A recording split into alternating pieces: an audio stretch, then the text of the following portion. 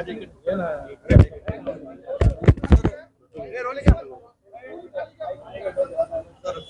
अधिवेशन सुरू होत आहे आणि खासदार शपथ देखील घेणार आहेत.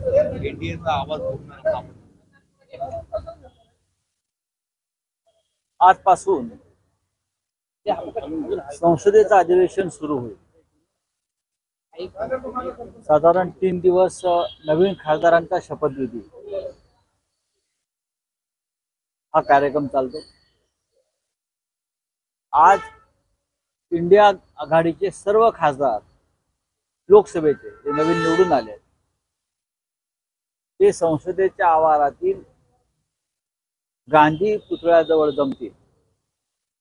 मूळ गांधी पुतळा, नंतर त्यांनी आता गांधींचा पुतळा हलवलाय तिथे जमतील आणि 240 खासदार एकत्र संसदेमध्ये प्रवेश करतील. आणि प्रवेश करताना प्रत्येकाच्या हाती संविधानाची प्रत असेल.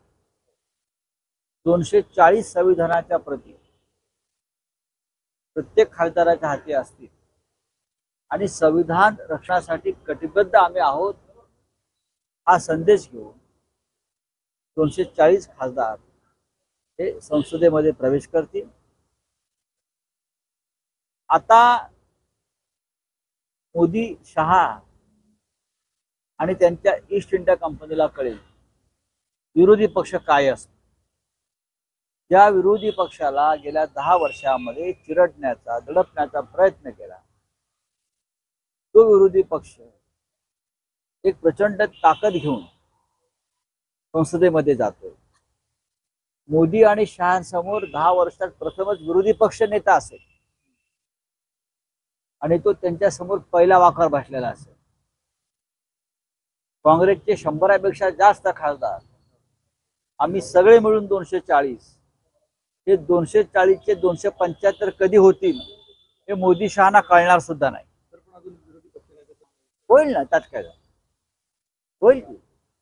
लोकशाही, संविधान या मार्गाने काही निवडी करायच्या असतात. ही काय त्यांच्यासारखी आमची ईस्ट इंडिया कंपनी नाही ना. कोणाला कधी नेमलं, बहुमत नसलं तरी प्रधानमंत्री पदाची शपथ घेतली.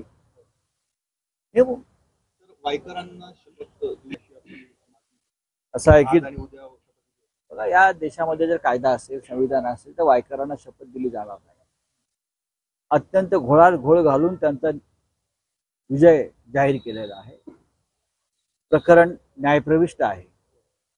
अशा वेळेला आम्ही कळवलेलं आहे निवडणूक आयोगाला आणि लोकसभा सचिवालयाला की अत्यंत वादग्रस्त पद्धतीने निकाल लावण्यात आलेला आहे. लोकांच्या मनात संशय आहे तर तुम्ही यांना शपथ देऊ नका.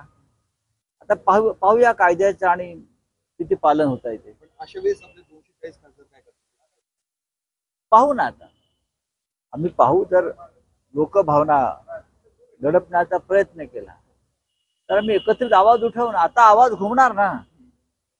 आता पार्लमेंटमध्ये मोदी शहांचा आवाज नाही जाणार. 240 इंडिया खासदारांचा आवाज चालणार.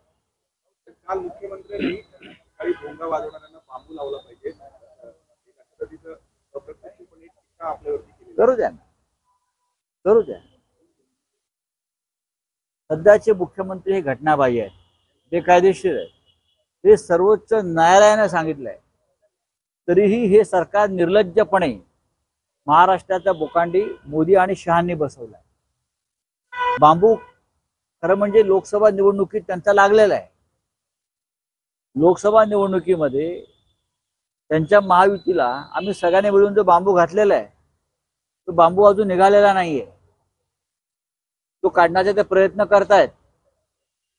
त्याच्यामुळे त्यांना स्वप्नात सुद्धा बांबू बांबू दिसतो एवढा आतमध्ये गेलेला आहे तो बांबू. आणि विधानसभेला हा बांबू आरपार जाईल हे लिहून घ्या. आणि ह्याच बांबूचे फटके या सगळ्या गद्दारांना लोक रस्त्यावर मारतील. त्यांनी आता बांबूची त्यांना आठवण झालीच आहे. त्या बांबूचे खूप बाय प्रॉडक्ट्स आहेत असं म्हणतात ते, बरं का. आता या सगळ्या बाय प्रॉडक्टचे प्रयोग त्यांच्यावरती होणार आहेत. ऑलरेडी एक बांबू जो घेतलेला गेलेल्या लोकसभेला तो कसा काढावा, ऑपरेशन करून काढावा की खेचून काढावा फडणवीसांनी, हा की मोदी शाह त्यांना बांबू घालतायत. तर या आता बांबूवरती ते आता अभ्यास करतील आणि कदाचित त्यांना बांबूवरती अभ्यासावरती एखादी डिग्री मिळू शकते बोगस. विधानसभा निवडणुकीपूर्वी अर्थसंकल्प मांडला जाणार आहे. तो पुरवणी मागण्याच्या माध्यमातून आहे. महायुतीच्या आमदारांना भरघोस निधी दिला जाईल अशी चिन्ह आहे. महायुतीच्या आमदारांना भरघोस निधी देण्यापेक्षा कांदा उत्पादक, दूध उत्पादक शेतकरी बरं का जो संघर्ष करतोय त्याला देण्याचा प्रयत्न करा.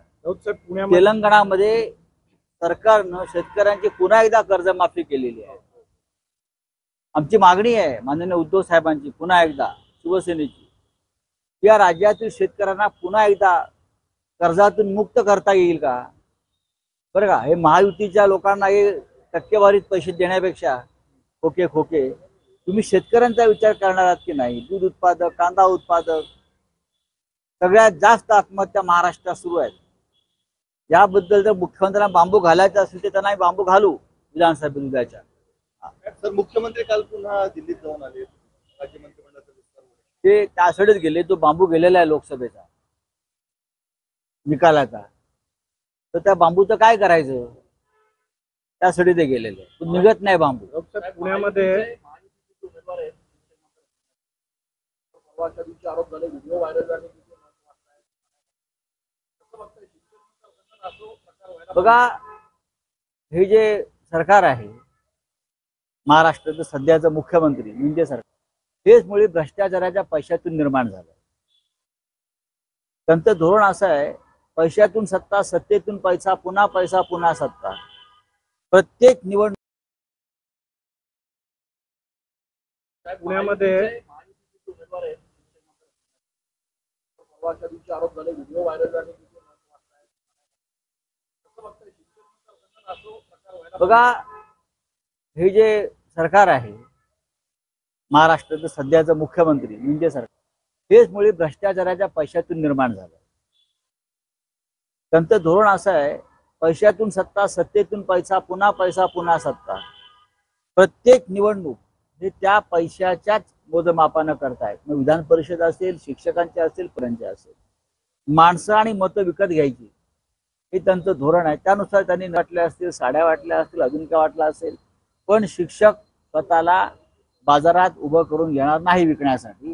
या नाशिक शिक्षक मतदारसंघामध्ये गोपाळराव गुळवे हे महाआघाडीचे उमेदवार, शिवसेनेचे उमेदवार, हे प्रचंड मताधिक्याने पहिल्या फेरीमध्ये विजयी होतील. इतकंच नव्हे तर महाराष्ट्रातल्या विधान परिषदेच्या सर्व जागा, मुंबईमध्ये अनिल परब पदवीधर मतदारसंघ, शिक्षक मतदारसंघात जमो अभ्यंकर, नाशिकमध्ये गुळवे पाटील, संदीप गोपाळराव गुळवे, आणि कोकणामध्ये रमेश कीर हे महाविकास आघाडीचे उमेदवार विजयी होत आहेत.